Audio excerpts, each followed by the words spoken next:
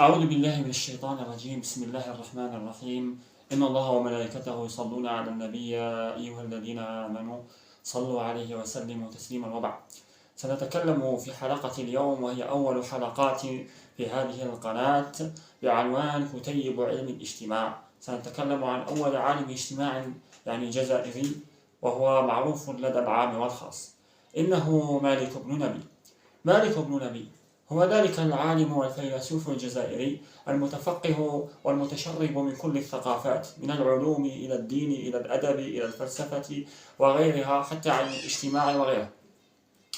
لما نتكلم عن مالك بن النبي سنتكلم عن شخصية ولدت سنة 1905 ميلادية في مدينة قسنطينة، في جو ينوبه الفقر والتشرد. الفقر كانوا ميسوري الحال. مالك بن نبي كان عاش فقيرا، ولكنه هاجر في كل ربوع الجزائر.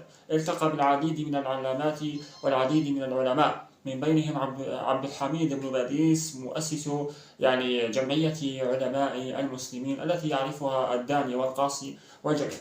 لما بلغ 20 سنة من عمره سافر إلى فرنسا بغية العمل، ولكن مشروعه هذا باء بالفشل، فعاد إلى الجزائر وعمل مساعدا للقاضي، مساعدا في أحد دور القضاة.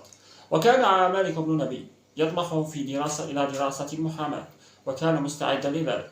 لأجل ذلك عاد سنة 1930 ميلادية إلى فرنسا، حيث هنالك معهد الدراسات الشرعية